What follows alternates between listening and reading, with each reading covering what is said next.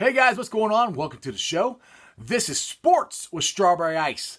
I'm your host, Jeff Trunapole. And as always, I'm bringing you sports from a West Side point of view right here from the great city of Cincinnati, Ohio. All right, here's a rundown of today's topics. Two of the free agents the Bengals signed last week, Trae Waynes and McKenzie Alexander, are very happy to be here. When was the last time I heard that about a Bengals free agent yet player? Now, with the draft coming up within less than a month, what's a bigger need for the Bengals at 33rd? Because you know they're taking Joe Burrow. I don't care what Miami wants. The Bengals are keeping the draft pick. They're drafting Joe Burrow. And this is really exciting. Jesse Bates and Sam Hubbard were not surprised at all with the free agent moves the Bengals made. I was. I'm pretty sure you were, but they weren't. Why is that? And got a little fun topic for today. Top 5 Reds first basemen of all time. Your own list. What's yours? I'll tell you mine in a minute. Okay. Trae Waynes is very happy to still be teammates with McKenzie Alexander. The Bengals are keeping their working and personal relationship between Waynes and Alexander alive and well. Waynes was the second free agent signing the Bengals made last week. After Darqueze Dennard left as a free agent, Waynes, this is interesting. Waynes is a boundary corner by trade. So he's not suited to replace Dennard. But Alexander is. That's why the Bengals plucked him from Minnesota.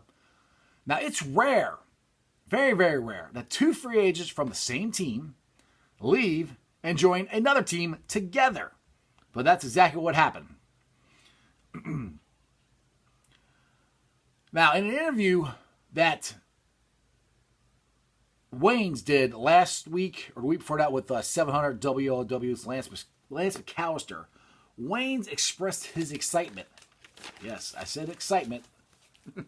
About being a Bengal. You don't hear that very often, do you? All right, quoting Waynes. I was excited when I heard the news right after I called him and we talked for a little bit. He's really excited to come here. I'm really excited to come here. I'm glad it worked out because we have great chemistry from when we played with the Vikings. I'm just glad we could translate that here. McKenzie's excited. Waynes is excited. Huh? These are guys that are excited to come to the Bengals? Shocking. Oh my goodness. These, again, just great news. And the good thing is, now the Bengals, this just worked out. They can't, they're not fortune tellers. They didn't know about the pandemic that was going to happen. But with all the free agents they sign, normally it's kind of hard for that many guys. It takes a little while to get the chemistry going, of knowing where the guy next to you is going to be because you've never played together before. These two have. And with this pandemic going on and they can't meet or do anything because, the OTAs or any of that stuff probably not going to happen. Hopefully training camp will. This puts them ahead of where they would be normally because they've played together already. So that's awesome. I mean, to get two guys, it's just really refreshing to get two guys, both of them to admit that they are excited to come to the Bengals. That's great. That's what you want. I mean, you want guys who want to play here, want to come here. I mean, that's signs of the Bengals maybe turning the page of, them stepping up, giving the money out. Obviously, the money has a lot to do with it. But, we could offer them a ton of money, all the money in the world, and they really don't want to play here because all the stuff that they've heard, they won't come. All these guys came. They decided to come play for the Bengals. I am so excited to hear that because like I said, so tired of hearing how bad the Bengals are run and all that. So this, again, shows, I think, the due diligence because it's smart by the Bengals to go get two guys who are cornerbacks and they've played together. So that helps right there. There's so many things that you don't have to try to learn about the other guy because you've already played together. It's great. All right. This show and every show is brought to you by T Properties. You guys ever in the area looking for a rental property, condo, house, whatever, and you got to call the landlord and set up a time for him to let you in, look at it, and all that stuff. It's kind of a pain in the butt. Well, they don't do that at T Properties. All their properties are listed on their website, all their available properties.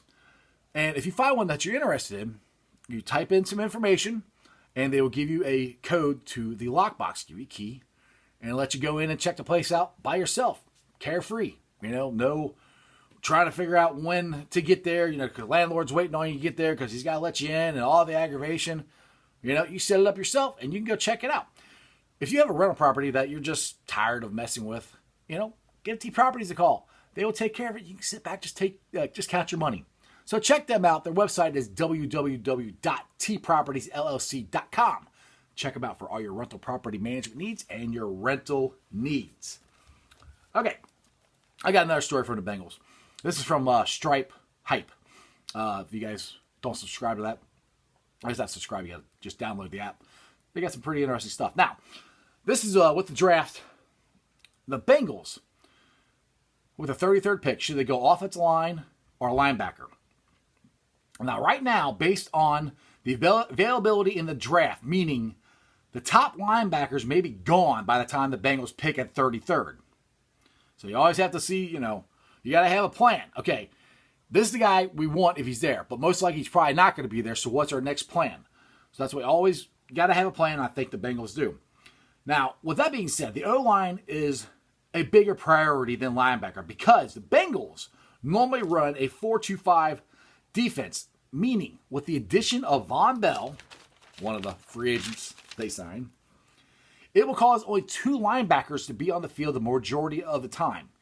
Jermaine Pratt and Josh Bynes will fill those roles. So look for the Bengals to go offensive line at 33rd and target a linebacker in the 3rd round. Or a wide receiver. I wouldn't be surprised if we try to get a wide receiver just because this is such a rich wide receiver draft. But if there's a linebacker there that will help us with our linebacking core and just to make it a deeper position, I would not hesitate for the Bengals to get a linebacker there. But I really do think trying to get, my opinion, to get the best offensive lineman you can with a 33rd pick is where the Bengals need to go because they are drafting Joe Burrow. Somebody came out that the Dolphins are not sold on Tua, which, he's got a broken hip and he's, had 3 injuries in college in 4 years. So yeah, I think he's a great prospect. I think he's injury prone. They want Burrow.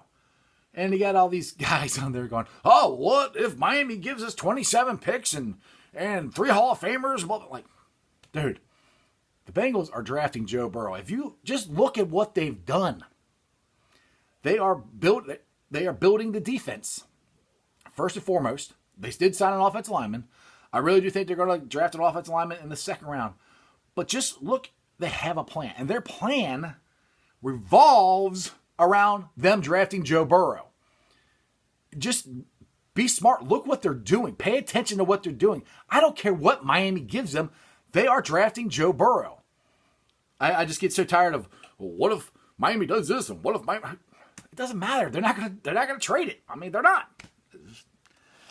And people who think they should, I kind of understand your point. You can't pass up all those draft picks. But if Joe Burrow, if there's any slight chance that he's as good as Peyton Manning and Drew Brees and Tom Brady and Joe Montana and all these great quarterbacks that he's compared to, you draft Joe Burrow. There's a reason Miami is talking about giving up all this stuff to get him. I don't care how many draft picks they take. If Burrow is good, as people say he is, which none of us actually know, and you won't know until you draft him and he starts playing, but in my opinion, that is worth a chance to take. When you have a chance to get potentially, a Hall of Fame quarterback, a potential hopefully Super Bowl winning quarterback. Now I know all the people are like, Jeff, you got to put everything else around him. You're right. If the Bengals draft Joe Burrow and do absolutely nothing else, it won't do any good. It won't help. I completely agree with you about that. But if you look as to what the Bengals have done, I've said this in past years, they have a plan. Their plan revolves around Joe Burrow. They want to stop the run, which they have to win in the AFC North. They got to protect him, which they had. They signed one offensive lineman, but you still got Michael Jordan, who's improved. You've got Hopkins, they just signed at center for a long time. He's good center, and you still got Justin Williams, who was our number one pick last year. So, am I saying our offense line is fine like that? No.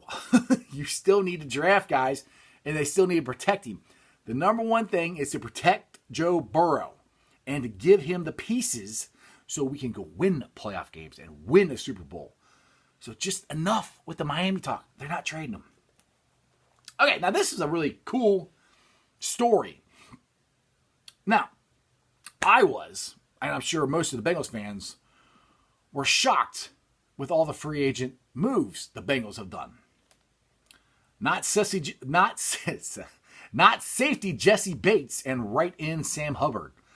As the football world reeled while the Bengals committed, I still like saying the numbers, committed about $120 million. I got to repeat that. The Bengals committed about $120 million to 5 defensive starters. 5. In free agents. Bates and Hubbard had already huddled. Now see this again, the plan. The Bengals had a plan from the beginning of this. Bates and Hubbard already huddled with the coaches during their exit meetings following the end of the season and left with an idea that they were aggressively going to upgrade their defense. I knew we were going to get some guys. I had no reason to think they weren't telling us the truth. That's from Jesse Bates. This is from a Bengal. I mean, I'm quoting him here. I knew we were going to get some guys. I had no reason to think they weren't telling us the truth. Now, how many times, I go back to the 90s. How many times did the players say they lied to him? And hell, Carson Palmer said he was lied to, which is not true. Dan Horde said this on the Bengals Booth podcast that Carson Palmer wanted Terrell Owens. The Bengals went out and got Terrell Owens. So that whole narrative where Carson said he's lied to is wrong. But there are Bengals that have claimed that they were lied to and things weren't done the way they were led to believe it was. Right here in this article. These guys, I had no reason to believe that, or no reason not to believe them. This is the Bengals. I mean, these are very exciting articles to read about. And I keep saying it again over and over again. They have a plan. They had a plan right at the end of the season. Right at the end of the season. Now, the bad news is no one knows when they all will meet. I mean, the new free agents and the Bengals' new team. But they are all very excited to get this thing going. And that's the thing. If you listen to the Bengals players that are already here, Tate, Mixon, these guys, if you watch them on Twitter, they are blowing up the national media going, okay, keep talking stuff about us. All right, we'll show you. And then the guys that the Bengals are bringing in actually want to be here. They didn't, yeah, you can say some of them they overpaid. They might have to. Oh, well. They're good players, and they want to be here. And they want to bring a winning culture and a playoff winning culture to the Bengals. That's the same line throughout every interview, from Bell to McKenzie to Waynes to Reeder, all the new guys. That's what they all said. They want to come here, and they want to bring a winning culture, and they want to win. That's great. That's what we all want. So, Bengals fans, if you're not excited about this season, this upcoming season, then I don't know. I don't know why. I'm excited about the Red season if it ever gets started.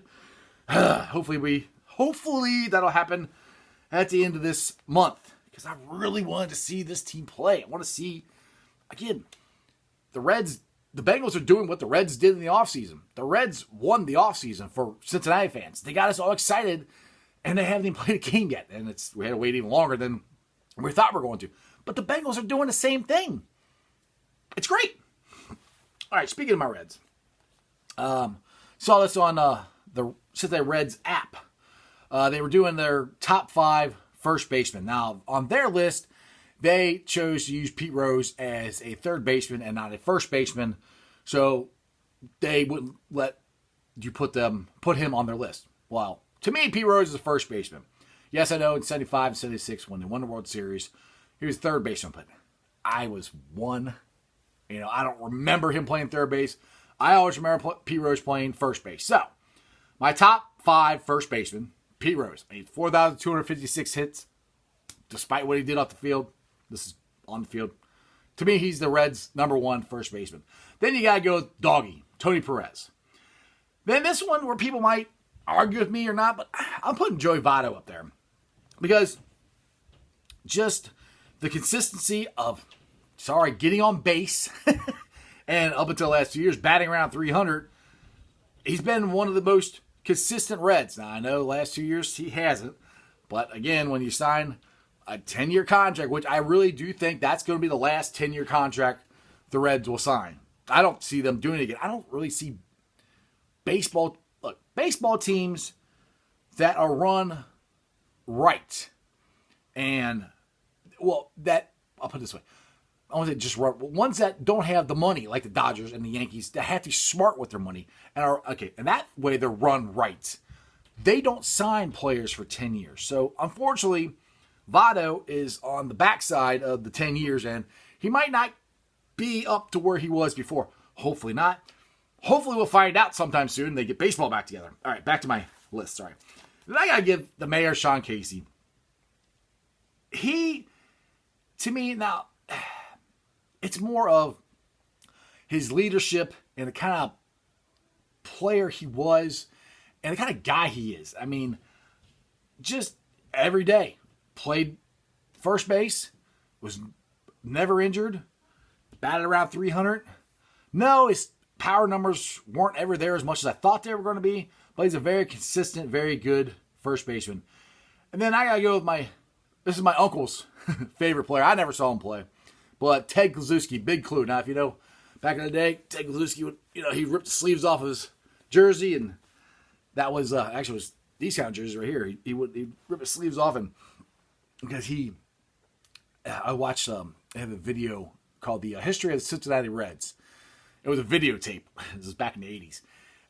You can probably find it on Amazon or whatever if you want to watch it. It's a really cool video. But Ted Kluszewski, they did an interview with him and why he ripped his sleeves off. He said, his big arms, that he swung his back, his sleeve, his arm get hung up in his sleeve, which I think was just an excuse to rip his sleeves off and show off the guns. But those are my top 5.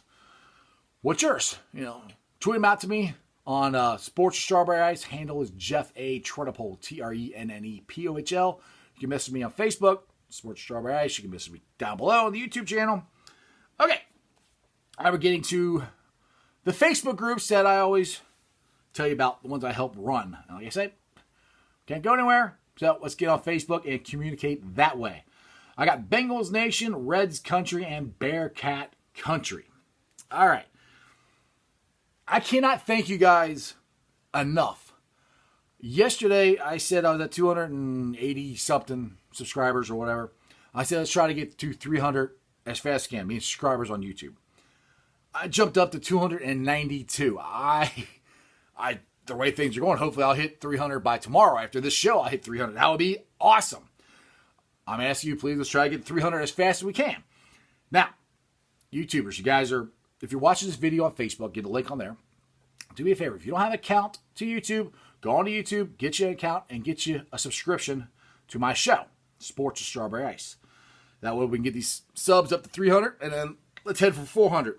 Now, if you're on Apple Podcast or any podcast, Apple Podcast for sure, give me a 5-star review. Tell me you like me. And wherever you get the other podcasts, Bean Pots, Anchor, what else you got out there? I don't know. There's a lot of them I'm on. I can't name them all. But do me a favor, go on there and hit the like and subscribe button on those. And every time I do a show, the podcast will pop up. Today is Thursday. Tomorrow is Friday. Tomorrow is Zeke of the Week. Last week was pretty easy. Colin Cowherd took care of me and said something dumb, so he became my Zeke of the Week. This one I'm kind of struggling with. So if you guys got any ideas of something with sports, now it's got to be sports, somehow related to sports, so I can, because it is supposed to be a sports show. Tweet it out to me, Facebook message me, tell me on YouTube, and just let me know who you think the Zeke of the Week should be. It's just somebody who does something silly, something stupid, or irritating. Something like that. Something you can vent about. All right, guys. That's just sports, baby. Like, subscribe, share. Tell all your friends about me. See you guys.